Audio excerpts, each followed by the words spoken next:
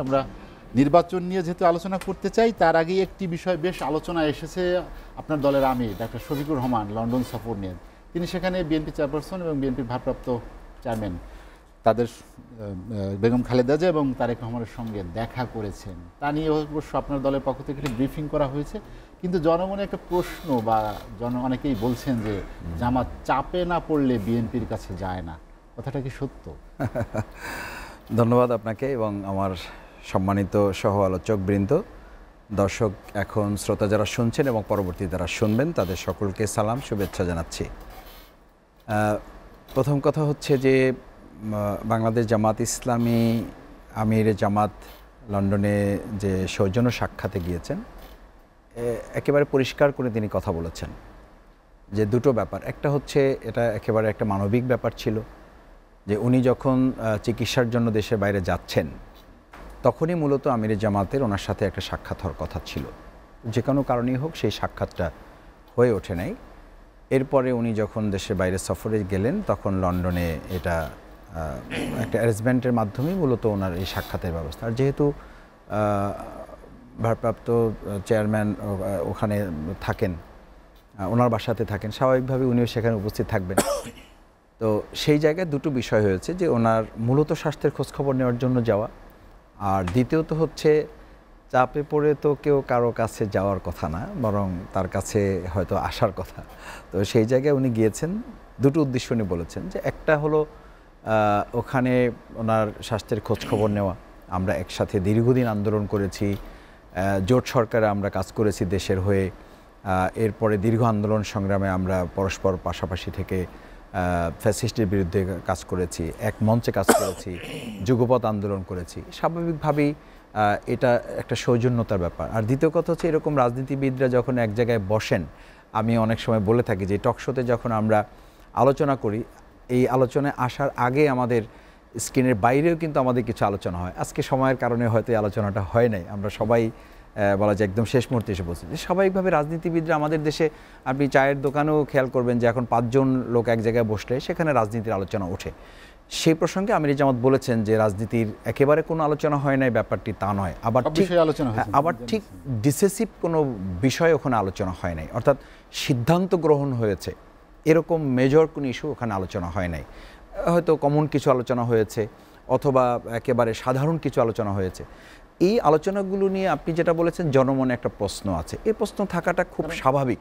এটা অস্বাভাবিক বাদানুবাদ দেখেছি আপনাদের নেতাদের, এইটা এই বাদানুবাদটা কিন্তু আমির জামাত ম্যাডাম অথবা মিস্টার তারেক রহমান ওনাদের সাথে আমাদের বা এই লেভেলে বাদানুবাদটা কিন্তু কখনোই হয় না। আপনি খেয়াল করবেন যে রাজনীতিতে এই বাদানুবাদটা হয় সেকেন্ড ক্যাটাগরিও না, থার্ড ফোর্থ বা তারপরের তৃণমূল পর্যায়ে। এইটা একটা দলের মধ্যেও এরকম মত ভিন্নতা থাকে, আপনি এটা তো বলতে অসুবিধা নেই। আমাদের নিজেদেরও কিছু দ্বিমত এই গ্রহণ করার একটা প্র্যাকটিস আছে না। আবার জাতীয়তাবাদী দল তাদের নিজেদের তারাও বলেন যে এত বড় দল, এখানে এরকম কিছু ছোটোখাটো ঘটনা এটা হবেই। তো এই বাদানুবাদটা আপনি এই কেন্দ্রীয় নেতৃত্ব পর্যায়ে আপনি কথার দেখবেন যে একটা ঐক্যমত আছে, কথার একটা মিল আছে।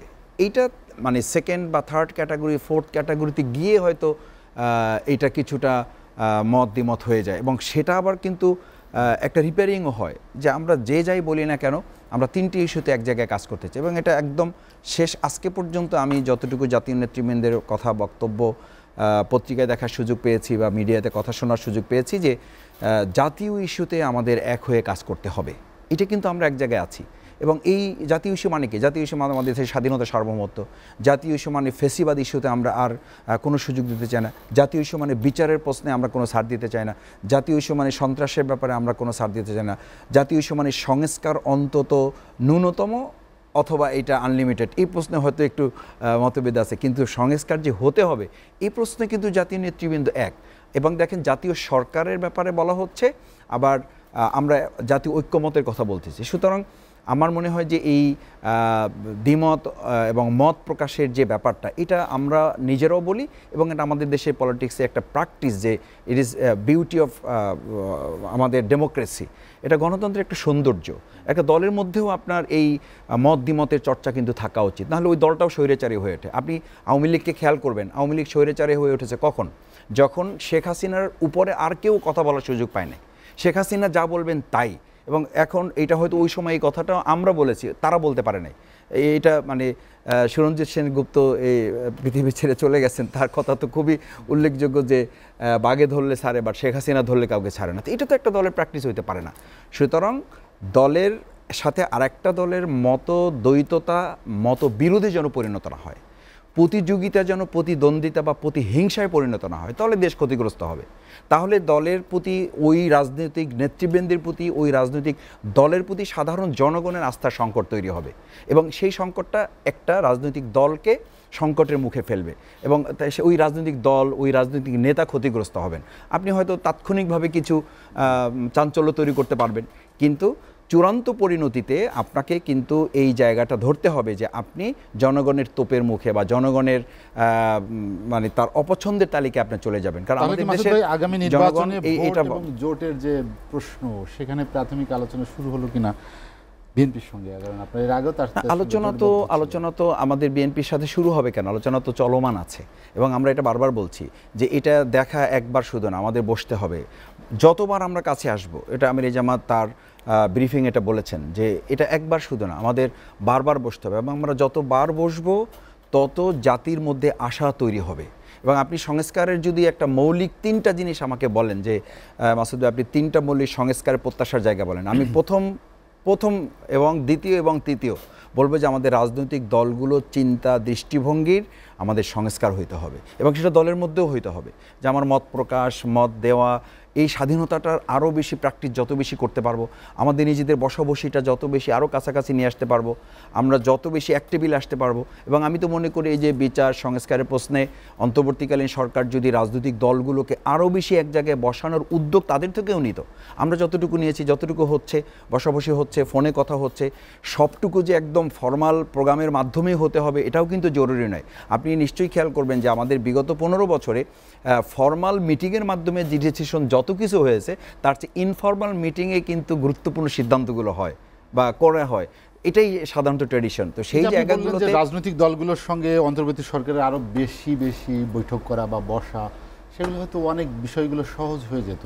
সেই বসাটা হয়নি কেন?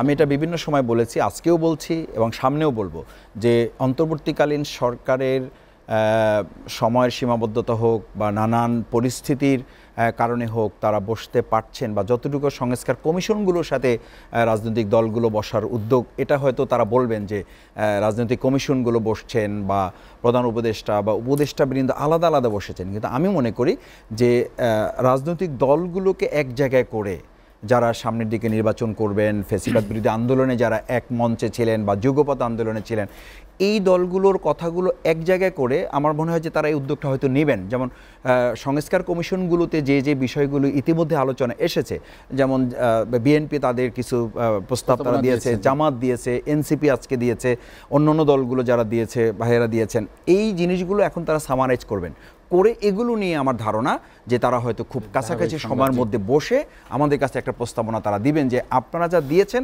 আমরা এগুলোকে যাচাই বাছাই করে এই একটা প্রাইমারি প্রপোজাল আপনাদেরকে দিচ্ছি, এখন আপনারা বিবেচনা করে আমাদেরকে আপনাদের মত দেন।